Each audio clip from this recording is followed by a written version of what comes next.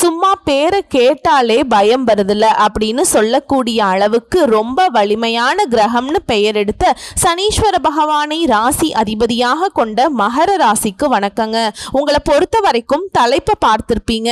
தலைக்கு மீது சுத்தக்கூடிய கத்தி மாதிரி ஒரு பிரச்சனையா ரெண்டு பிரச்சனையா, கொஞ்சம் ஏமாந்தா போதும் நம்மளை முடிச்சு விட்டுருவாங்க. அந்த அளவுக்கு தான் போற இடம் ஃபுல்லா பிரச்சனை.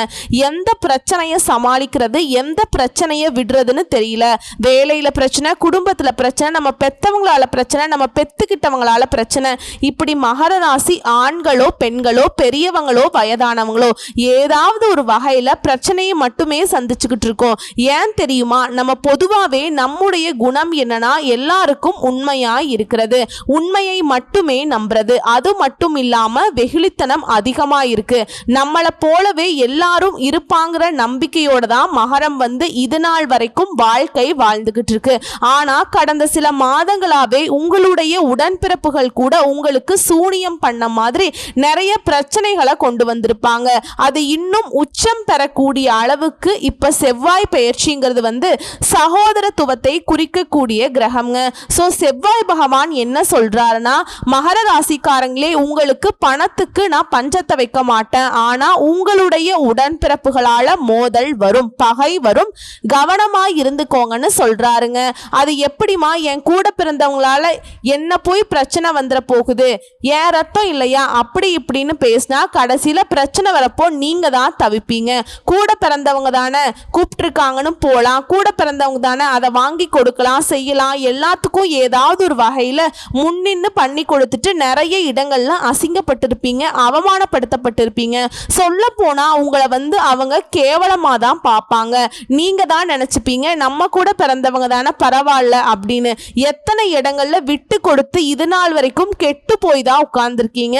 சோ இதுக்கெல்லாம் ஒரு மாற்று மருந்து வேணாமா? கொஞ்சம் விழிப்புணர்வோட தான் இருந்துப்போமே, கொஞ்சம் கவனமா தான் இருந்துப்போமே. இது நாள் வரைக்கும் கண்மூடித்தனமா எல்லாரையும் நம்பிட்டோம், எல்லாருக்கும் எல்லாத்தையும் செஞ்சுட்டோம். ஆனா இனி நீங்க உஷாரா இருந்துட்டா கூட வாழ்க்கைய நல்லபடியா வாழலாங்க. இது போதுமே. எல்லாருக்கும் பதில் சொல்லிக்கிட்டு எதுக்கு? நமக்கு பதில் சொல்றது நமக்காகவா? நம்ம பட்ட கஷ்டங்களுக்காக, மற்றவங்களுக்காக, நம்ம பட்ட கஷ்டம் மற்றவங்களுக்காக நம்ம தூக்கி சுமந்த பாரம். ஸோ அது வேண்டாங்கிற வகையில் செவ்வாய் பகவான் எச்சரிக்கையும் கொடுக்குறாருங்க. அதே நேரத்தில் அதிர்ஷ்டத்தையும் கொடுக்க போறார். அப்படி என்னமா எனக்கு நல்லது நடக்க போகுது, அதை கொஞ்சம் சொல்லு. நீ சொல்றதெல்லாம் வாஸ்தவமா தான் இருக்கு. என் வாழ்க்கையில நிறைய பிரச்சனை தான் இருக்கு. சுத்தி சுத்தி பார்த்தீங்கன்னாக்கா சூனியம் வச்ச மாதிரி தான் என் வாழ்க்கை போயிட்டு இருக்கு. எங்க போறது, எந்த தெய்வத்தை கும்பிடுறதுன்னு கூட தெரியல. சொல்ல போனா தெய்வத்தின் மீது நம்பிக்கை கூட இப்ப இல்லாம போயிடுச்சு. இப்படி தவித்து கொண்டிருக்கக்கூடிய மகரத்திற்கு இந்த செவ்வாய் பகவானை பொறுத்த வரைக்கும் பூமிக்காரகன், அங்காரகன் ரொம்ப வலிமையான கிரகங்க. இவரை பொறுத்த வரைக்கும் நீதியை நிலைநாட்டக்கூடியவர். உங்களுடைய அதிபதியை போலதான் இவருடைய குணமும் இருக்கும். உலகத்துல நடக்கக்கூடிய ஒவ்வொரு சங்கடமான நிகழ்வு செவ்வாயால தாங்க நடக்கும். எதிரிகள் கொலை, கொள்ளை, வழக்கு, சாதகம் இல்லாத ஒரு வாழ்க்கை. ஒரு சிலருக்கு கோர்ட்டு கேஸ்ன்னு அலையிறது, ஜெயிலுக்கு எல்லாம் போறது, வண்டி வாகனத்துல போறப்ப பிரச்சனை ஏற்படுத்துறது, ஏதாவது ஒரு வகையில பாதிப்புன்னு வருதுனாக்கா அது இவரால கூட நிகழுங்க. ஆனா இது நாள் வரைக்கும் நமக்கு ஒரு கெட்டது நடக்குதுனாக்கா இதெல்லாம் அந்த சனீஸ்வர பகவான் பண்ற வேலை தான் அப்படின்னு ஒட்டுமொத்தமா அவங்க அதிபதி மேல பழி போட்டிருப்பீங்க. அது நீங்க மட்டும் இல்ல, எல்லாருமே பண்றது அதுதான். ஆனா இவர் சைலண்டா வேலை பார்க்க கூடியவர். சோ இவரை பொறுத்த வரைக்கும் உங்களுக்கு நல்லது பண்ணணும்னு நினைச்சா எந்த அளவுக்கு கெட்டவரோ அதே அளவுக்கு அதிர்ஷ்டத்தை தரக்கூடிய நல்லவரும் கூட. சோ இப்போ மகர ராசிக்காரங்க யோசிக்கிறது என்ன தெரியுமா? அம்மா எனக்கு நல்லது பண்ணுவாரா, அதை ஃபர்ஸ்ட் சொல்லுமா அப்படின்னு கேட்பீங்க. கண்டிப்பா சொல்றேங்க. மகர ராசிக்காரர்களுக்கு 7ஆம் இடத்துல செவ்வாய் பகவான் நீச்சமா இருக்கிறதுனால கௌரவத்தை விட்டு கொடுத்து, சுயமரியாதையை விட்டு கொடுத்து செயல்பட்டிருப்பீங்க இது நாள் வரைக்கும். ஆனா இப்போ செவ்வாய் பகவான் 8ஆம் இடத்துக்கு போறாருங்க. 8ஆம் இடம் அப்படிங்கிறது ஒரு விதத்துல நல்ல பலன்களையும் குடும்பம் சார்ந்த விஷயங்கள்ல சில விமர்சனங்களுக்கும் ஆளாகிறதுக்கு வாய்ப்பு இருக்கும். நான் முன்னாடியே சொன்னது தாங்க, நல்லது பண்ணாலும் குடும்பத்துல இருக்கவங்க என்ன எங்களுக்கு நீ நல்லது நல்லது பண்ணமா, நீ நல்லது பண்ணப்பான்னு சொல்றாங்களா? முடிஞ்ச அளவுக்கு குடும்பத்துல இருக்கவங்களே நம்மளை குத்தி காட்டி தான் பேசுறாங்க. பெருசா பண்ணிட்ட, உன்ன மாதிரி எல்லாம் யாரும் உழைக்கலையா, உன்ன மாதிரி எல்லாம் யாரும் கொடுக்கலையா, இந்த மாதிரி கூட பேச்சுக்களை வாங்கி இருப்பீங்க. இருந்தாலும் அது பெருசா உங்களுக்கு பாதிப்பை கொடுக்காது. பேசின வாயெல்லாம் மூடக்கூடிய அளவுக்கு நீங்க நல்லா தான் இருப்பீங்க. இதை தாண்டி கத்தி பேசுறது, சண்டை போடக்கூடிய சூழல் வருங்க. இதை சொல்றேன் இல்லைங்களா, உண்மையை வச்சுட்டு இருக்கோம். சூதுவாது பண்றவங்க எல்லாம் பார்த்தா நைஸா பேசிட்டு இருப்பாங்க. சொல்ல போனா அவங்க பண்ண தப்பெல்லாம் தூக்கி நம்ம மேல போடுவாங்க. அப்ப என்ன பண்ண முடியும்? உண்மை எப்பவுமே வந்து பார்த்தீங்கன்னா கத்தி தான் பேசியே ஆகணும். ஆனா இந்த மகர ராசி அந்த உண்மையை பேசக்கூடிய வகையில மற்ற பொய் பித்தலாட்டம் பேசுறவங்க எல்லாம் இருக்காங்க பாத்தீங்களா, அவங்க எல்லாம் 10 பேர் நிப்பாங்க. நீங்க ஒத்த ஆளா பேசுறப்ப கொஞ்சம் சத்தமா பேசிதான் ஆகணும். ஆனா அதுக்கு எல்லாத்துக்கும் ஒன்றும் பயப்படாதீங்க. எதிரிகளை தும்சம் செய்யக்கூடிய அளவுக்கு வாய்ப்புகள் ஏற்படும். வாய்ப்பு கிடைச்சு நான் வச்சு வாங்கி விட்டுட்டேன் அப்படின்னு நீங்க சொல்லுவீங்க. உங்ககிட்ட வரம்பு மீறி செயல்பட்டவங்களுக்கு தண்டனை கொடுக்கக்கூடிய சூழல் வரப்போகுது. 4ஆம் வீட்டு அதிபதியான செவ்வாய் 7ஆம் இடத்துல சுகஸ்தான அதிபதி நீச்சமாக இருந்ததால் வீடு மனை சார்ந்த விஷயங்கள்ல தோல்வியையும் இழுபறியும் சந்திச்சிருப்பீங்க. அதாவது முன்னாடி இப்போ அந்த செவ்வாய் பகவான் 8ஆம் இடத்துக்கு சென்று 2ஆம் இடத்தை பார்க்கறதுனால குடும்பத்துல இழப்பை பத்தி பேச சில சங்கடங்களை ஏற்படுத்தினாலும் எதிரிகளை பத்தின உண்மை தன்மையை அறிந்து கொள்ள அவங்களை எப்படி கையாளணும், அவங்களை எப்படி வந்து பார்த்தீங்கன்னாக்கா விரட்டி அடிக்கணுங்கிற வித்தையை கத்துப்பீங்க. சோ 8ஆம் இடம் 2ஆம் பார்வை இரண்டுமே மகர ராசிக்காரர்களுக்கு ஒரு விழிப்புணர்வை கொடுக்குங்க, வாய்ப்பை கொடுக்கும். அதே போல லாபஸ்தானத்தை தனது சொந்த வீட்டை செவ்வாய் பார்க்கிறாருங்க. இதனால கஷ்டப்பட்டாவது உங்களுடைய கௌரவத்தை காப்பாற்ற முயற்சி செய்வீங்க. மூத்த உடன்பிறப்புகள் கிட்ட மோதல் போக்கு பகை உண்டாகிறதுக்கு வாய்ப்பு இருக்கு. ஸோ உஷாரா இருந்துக்கோங்க.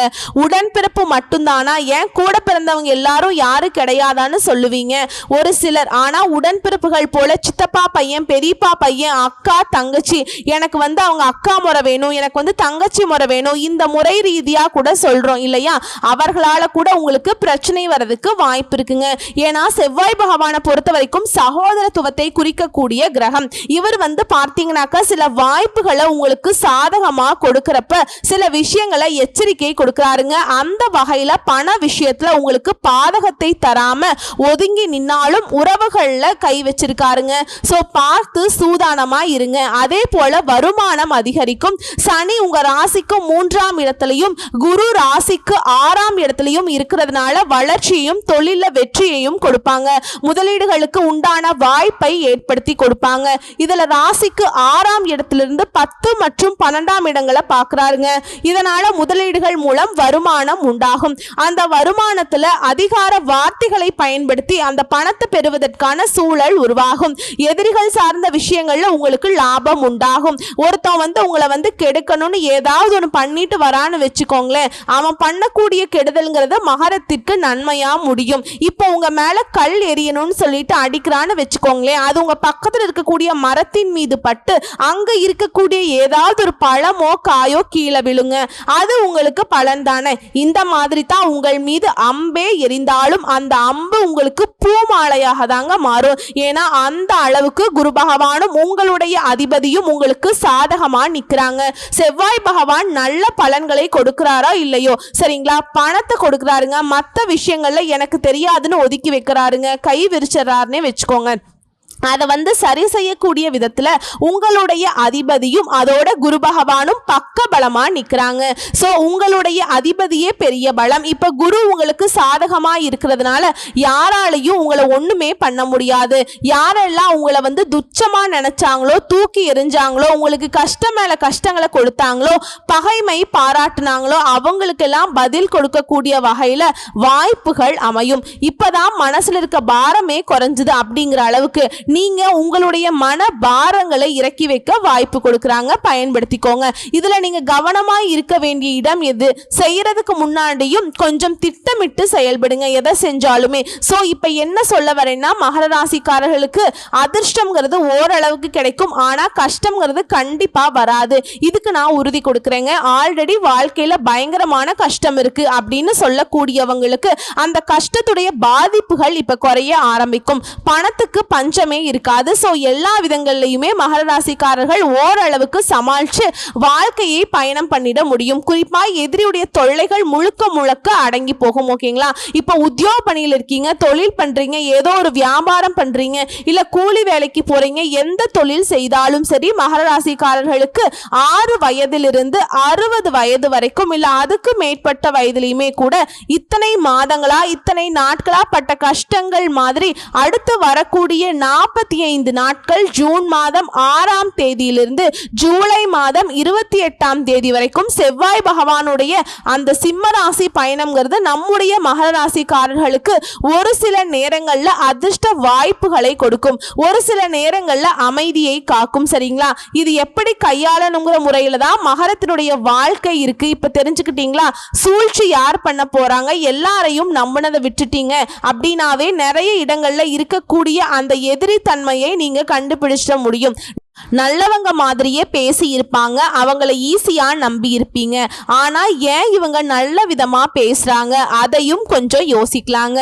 இவங்க முன்னாடி இருந்தே நல்லவங்க தானா, இவங்க நமக்கு நல்லது செய்யறவங்க தானா, அந்த மாதிரி யோசிக்க ஆரம்பிச்சிட்டாவே மகர ராசி உறவுகளால தான் அதிக அளவுல பாதிக்கப்பட்டிருப்பீங்க. ஸோ அதவே சரி பண்ணிட்டோம் அப்படின்னாக்கா பெருசா எந்த ஒரு வகையிலுமே உங்களுக்கு வாழ்க்கைங்கிறது பாதிப்பை கொடுக்காது. நம்ம பாட்டுக்கு பயணம் பண்ணிட்டே போலாங்க, நம்ம முயற்சிக்கு தகுந்த மாதிரி உயர்வை பார்த்துக்கிட்டே போலாம். ஓகேங்களா? ஸோ ஒட்டுமொத்தமா மகரத்திற்கு செவ்வாய் பயிற்சிங்கிறது ஓரளவுக்கு தான் சாதகங்க. 100க்கு 70% சாதகமா இருக்கு. மீதி இருக்கக்கூடிய 30% அப்படிங்கிறது நீங்க திட்டமிட்டு செயல்படுத்தக்கூடிய வகையில இதோட இப்போ இந்த ஒரு சில விஷயங்கள் நமக்கு சாதகமா இருக்கு இல்லையா, அதை நம்ம கரெக்டா பயன்படுத்திக்கணுங்க. அந்த பயனால கிடைக்கக்கூடிய பலன்கள் அப்படிங்கிறது நிலைச்சிருக்கணும்னா நீங்க செய்ய வேண்டிய ஆலய வழிபாடு திருச்செந்தூர் முருகப்பெருமான அணு தினமும் வழிபாடு செய்ய ஓரளவுக்கு வெற்றிகள் கிடைக்கும். அணு தினமும் முடியாத பட்சத்துல செவ்வாய்க்கிழமைகள்ல செவ்வரளி மாலை இட்டுங்க. சிவப்பு அதாவது சிறப்பு நிற பூக்கள் அப்படின்னாவே முருகப்பெருமானுக்கு ரொம்ப பிடிக்குங்க. ஸோ அந்த மலர்களால அர்ச்சனை செய்து அவருக்கு ரொம்ப பிடிச்ச எலுமிச்சை சாதம் இதை நைவேத்தியமாக வைத்து படைத்து அதை அங்க பிரசாதமா கொடுங்க. கோயில்ல அதன் காரணமா உங்களுக்கு அந்த வெற்றிவேல் முருகனுடைய பரிபூரண அருள் கிடைக்கும். வேலுண்டு வினையில்லை, மயிலுண்டு பயமில்லை, கந்த கடவுள் இருக்க, கருணை மூர்த்தி இருக்க, கண் கலங்கி நிற்கக்கூடிய மகரத்திற்கு காத்துக்கிட்டு இருக்குங்க ஒரு இனிய வாழ்க்கை. முருகனை கெட்டியா பிடிச்சுக்கோங்க. அனுதினமும் முருகா முருகா என்று மனமுருகி வேண்ட யாமிருக்க பயம்னு சொல்லிட்டு ஓடோடி உங்களை கை கொடுத்து காத்தருள்வாங்க. வாழ்த்துக்கள். வரக்கூடிய வாய்ப்புகளை கரெக்டா பயன்படுத்திக்கோங்க. நன்றி, வணக்கம்.